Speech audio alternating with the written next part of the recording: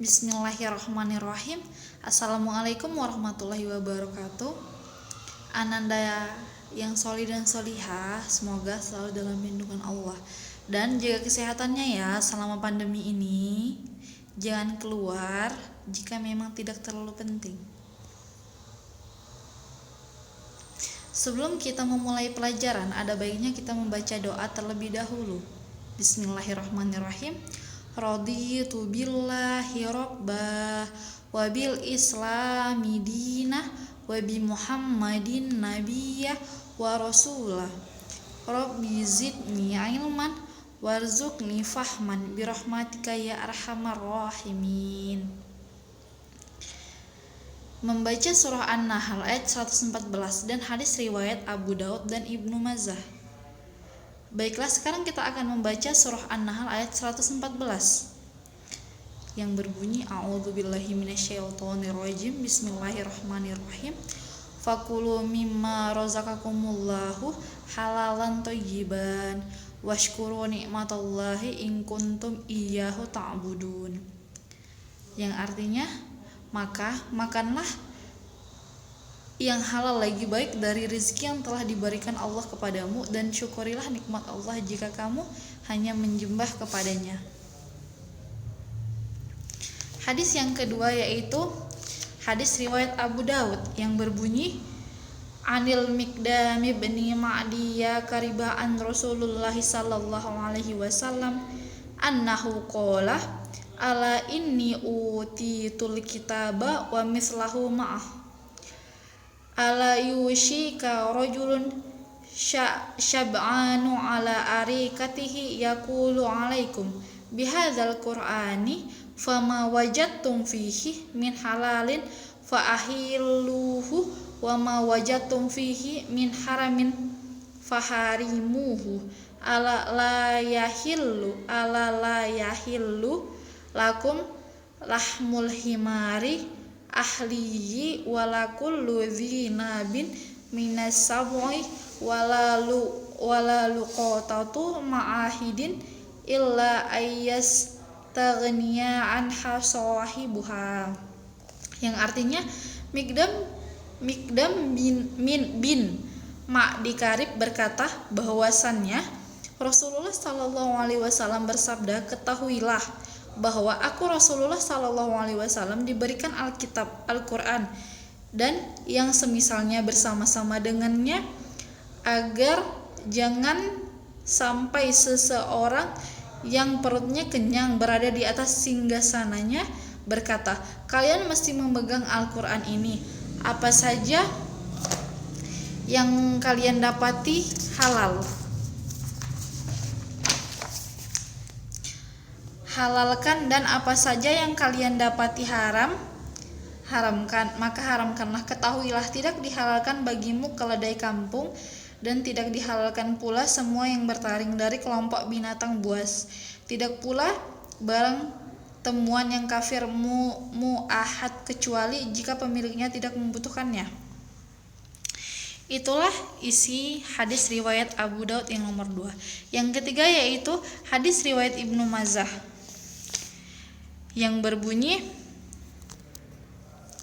An Jabir bin Abdullah qala Rasulullah sallallahu alaihi wasallam ayyuhan nasu ittaqullaha wa ajmilu fi talabi fa inna nafsan lan tamuta hatta tastamu fi rizqaha wa in abto anha fattaqullaha wa ajmilu fi talabil khudhu ma halla wa da'u ma haruma. Yang artinya, Jabir bin Abdullah radhiyallahu anhu berkata bahwa Rasulullah sallallahu alaihi wasallam, wahai manusia, bertakwalah kalian semua kepada Allah dan berbaguslah cara kalian mendapatkan rizki, karena sesungguhnya jiwa itu tidak akan mati sebelum rezekinya tercukupi, meskipun datangnya lambat. Maka bertakwalah kalian kepada Allah dan perbaguslah cara mendapatkan rizki. Ambillah apa saja yang telah Allah halalkan kepada kalian dan tinggalkan apa saja yang telah diharamkan kepada kalian. Hadis riwayat Ibnu Majah. Yaitu setelahnya kita harus memahami kandungan surah An-Nahl ayat 114 dan hadis-hadis yang telah kita bahas tadi. Hadis riwayat Abu Daud dan hadis riwayat Ibnu Majah.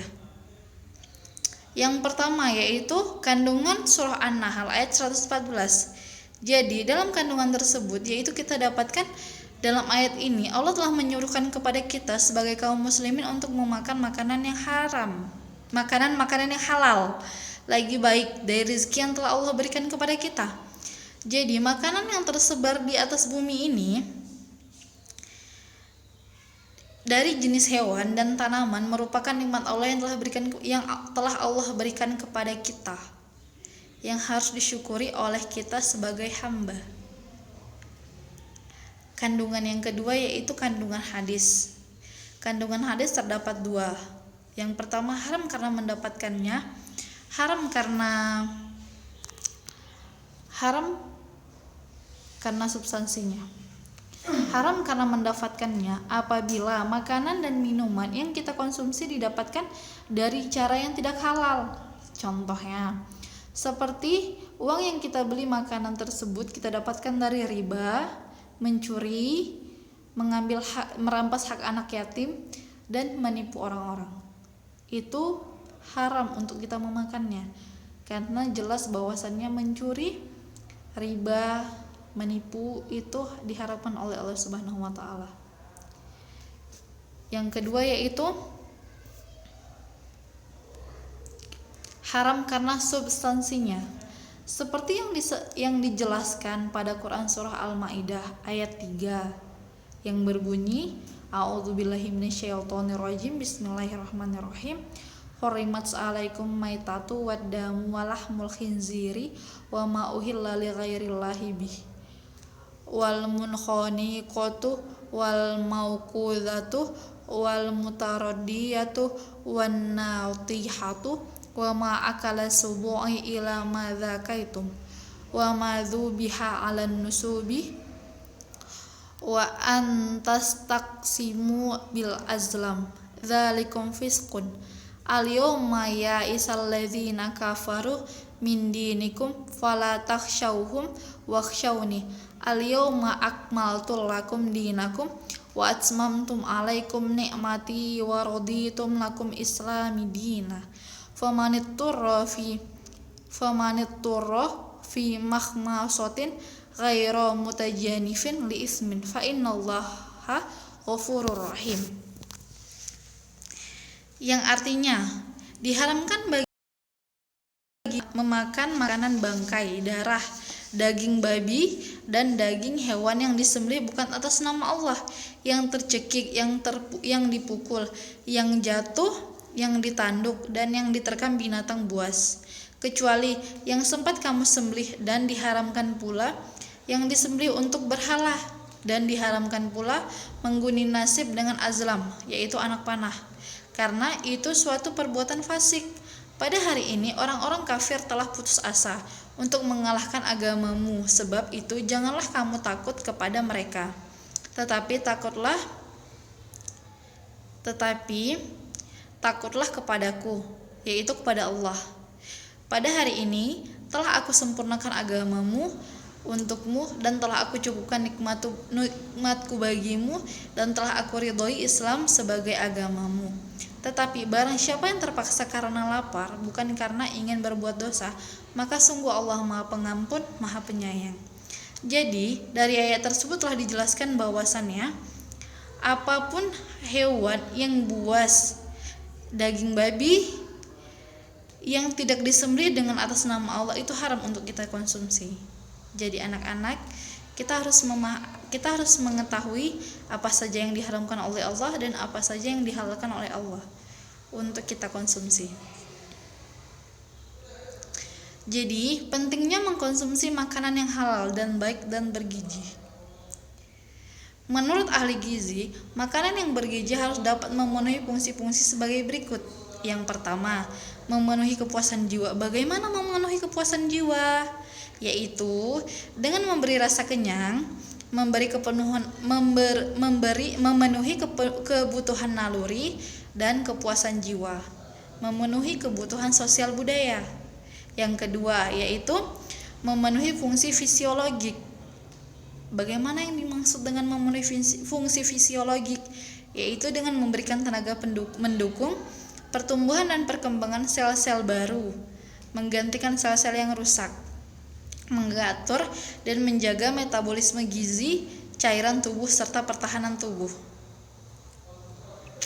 Jadi, setelah Ustazah jelaskan di video tersebut, silahkan Ananda yang solih dan solihah membuat resume di bukunya masing-masing melalui video yang Ustazah sampaikan, agar ilmunya lebih bermanfaat dan bisa diaplikasikan ke kehidupannya sehari-hari. Baiklah Ananda yang solih dan solihah, cukup sekian materi mengenai mengkonsumsi makanan halal, minuman yang halal dan bergizi. Semoga Ananda semuanya dapat memahami dan mengaplikasikannya ke kehidupan sehari-hari. Sebelum kita menutup materi, alangkah baiknya kita membaca doa penutup majelis. Dan kita istighfar dulu selama 3 kali, dan setelahnya kita membaca doa penutup majelis. Astagfirullahaladzim. Dan kita akan membaca penutup majelis, doa penutup majelis. Subhanakallahumma wa bihamdika asyhadu an la ilaha illa anta astaghfiruka wa atubu ilaika. Sekian. Assalamualaikum warahmatullahi wabarakatuh.